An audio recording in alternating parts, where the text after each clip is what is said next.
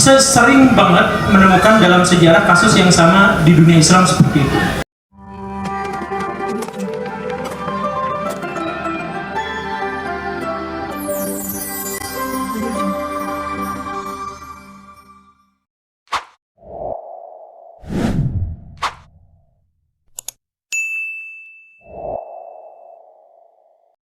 Jadi dari aku pengen ngacu kasihan. Tes. Jadi saya jadi keingetan cerita bapak saya ya. Jadi bapak saya itu tuh dulu pas masih zaman lajangnya kan kalau lah gitu. Sebenarnya Islam yang nggak belum tuh udah Islam yang benar atau enggak gitu kan. Sehingga dia tuh masuk ke pengajian misalkan KNU, Muhammadiyah, sampai ke Syiah juga dia pernah masuk gitu ke pengajian.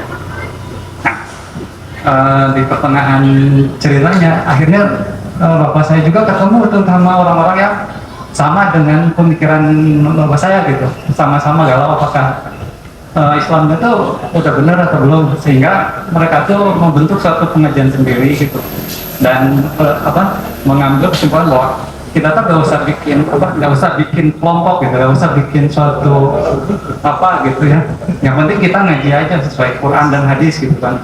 Akhirnya kan pengajiannya ada terus jadi tambah besar pengajian itu sampai banyak setelah jamaahnya kan. Nah seperti itu, sehingga bapak saya juga nyuruh saya untuk ikut kelompok pengajian itu gitu kan. Terus tapi kemarin setahun yang lalu gitu ya,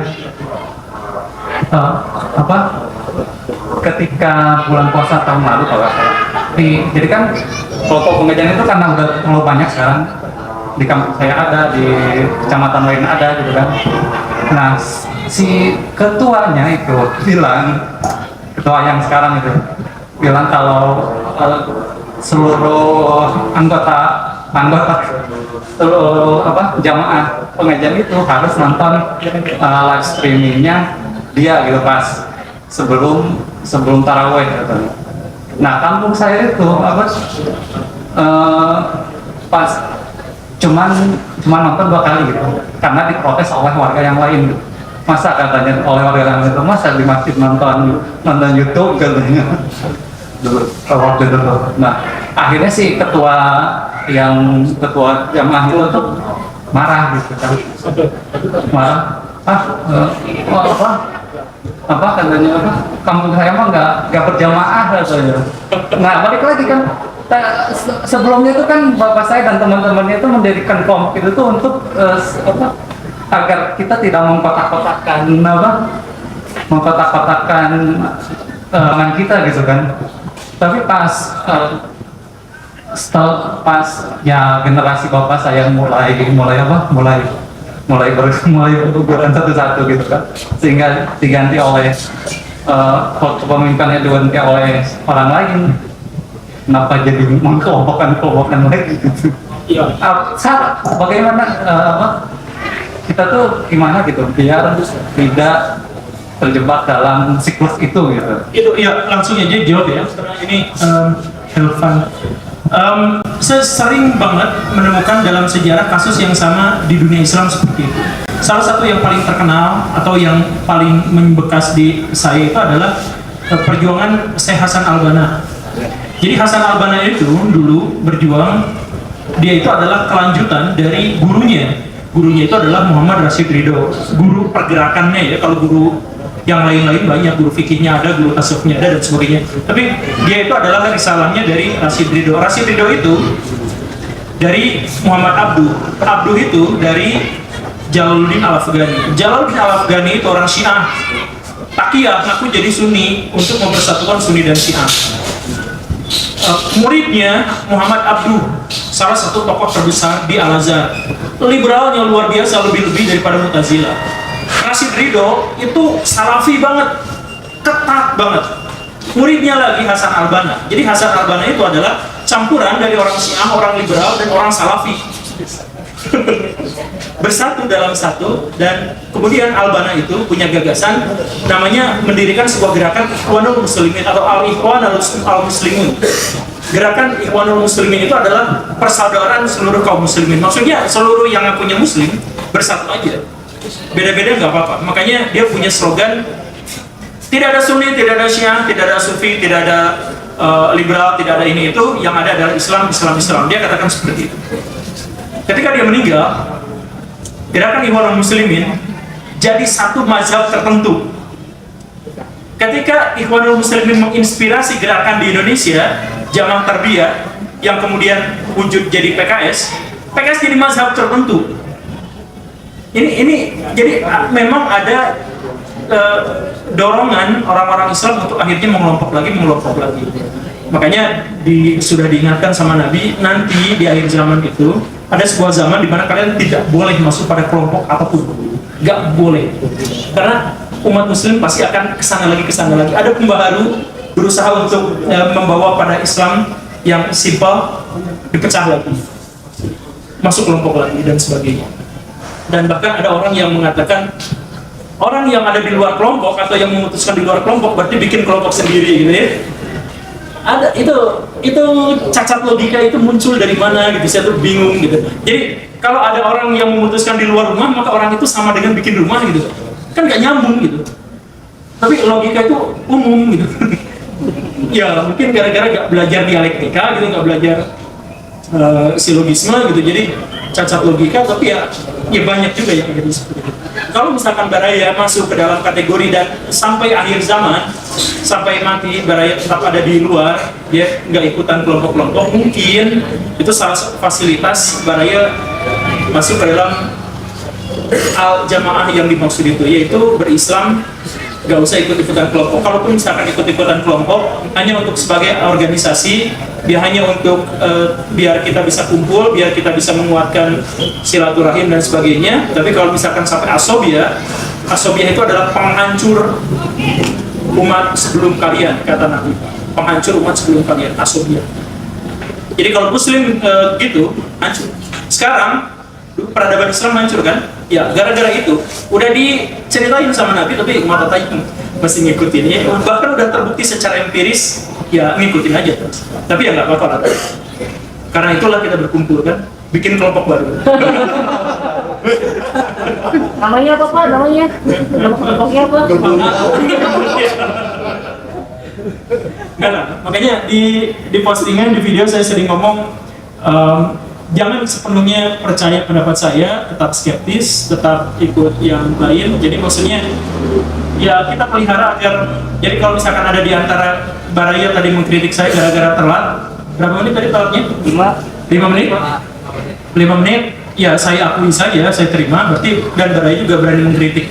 Dan ketika saya tadi mengkritik salah seorang di antara Baraya di sini, saya tidak sebutkan namanya, ya beranikan aja seperti itu, biar kita tuh gak sama-sama mendem gitu. Jadi kalau punya masalah, punya ini ya sebutkan aja langsung gitu. Kalaupun nggak disebutkan namanya ya lebih baik gitu kan. Tapi kalau misalkan perbuatannya kritik ya sama-sama aja gitu. Jadi saya ucapkan terima kasih tadi pada orang yang bilang saya tadi datang terlambat 5 menit. Gitu. Nah itu yang harus dikasih bonus, saya pikir bukan yang bertanya tapi yang berani mengkritik. Oke, durasinya seharusnya sudah habis. Apa? Ya boleh. Langsung diberi minggu coba. Jauh Pak.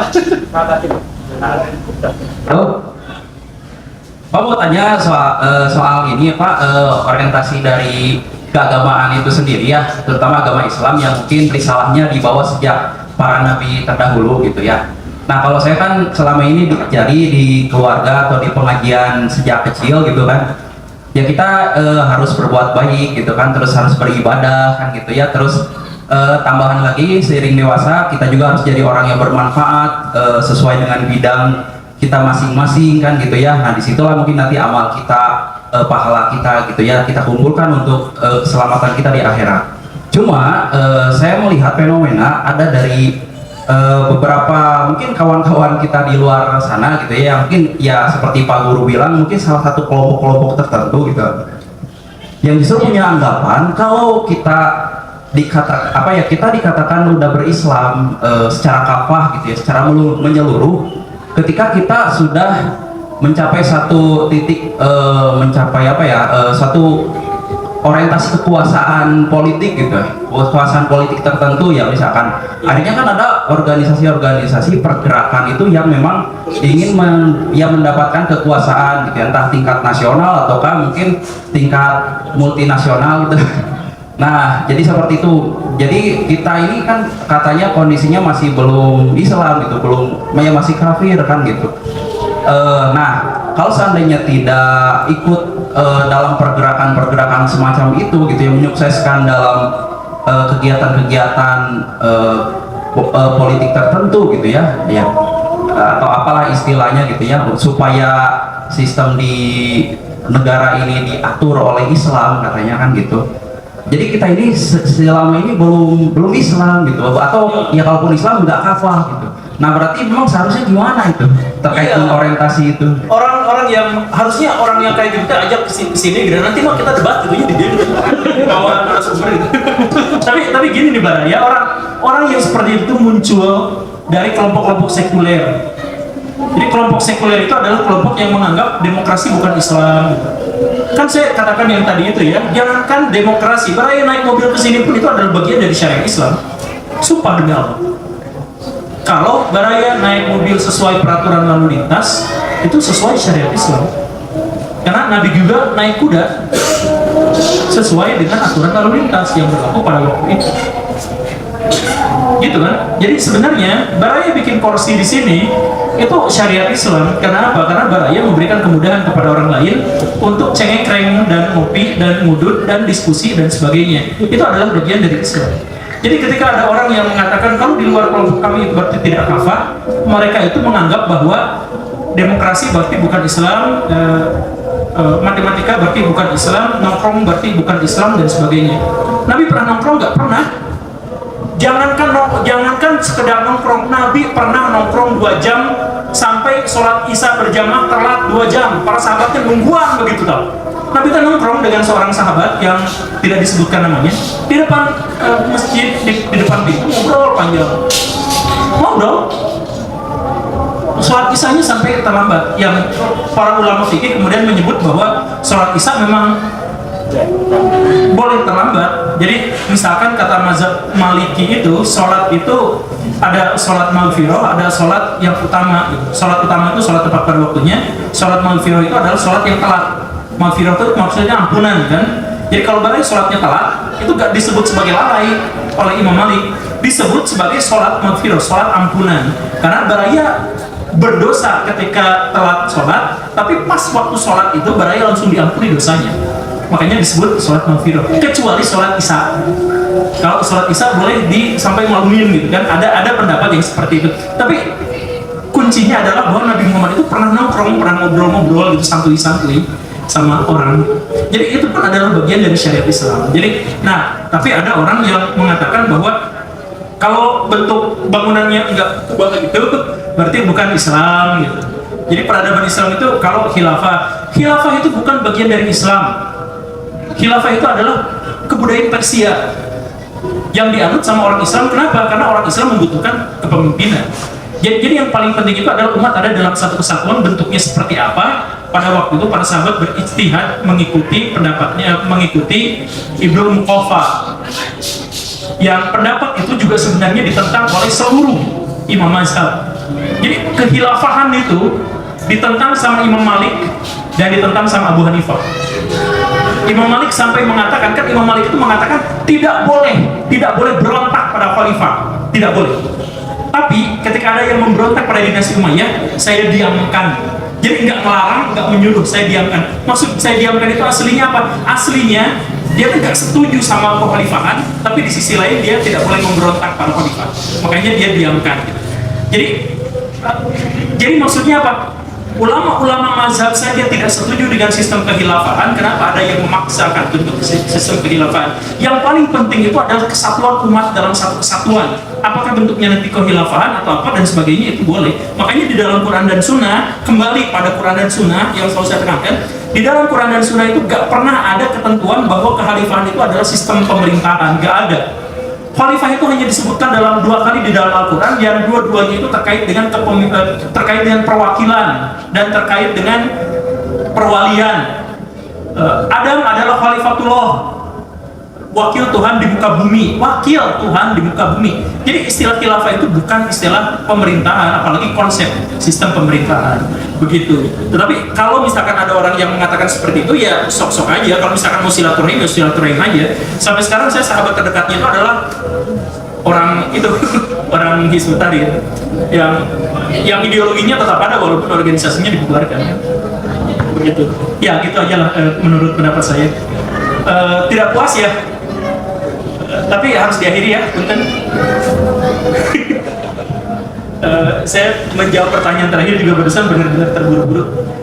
Saya mohon maaf ya karena waktunya sudah, tadi saya terlambat 5 menit katanya, tapi saya kompensasinya adalah 18 menit. Biar gak disalahin. Oke, kalau misalkan ada lagi yang mau ditanyakan dan sebagainya, ya mungkin kita tunda di episode selanjutnya, di obrolan selanjutnya.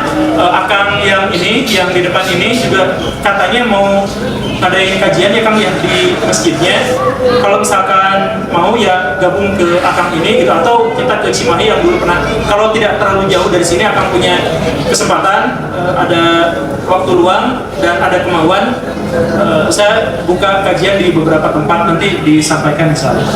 Terima kasih ya, semoga bermanfaat. Assalamualaikum warahmatullahi wabarakatuh.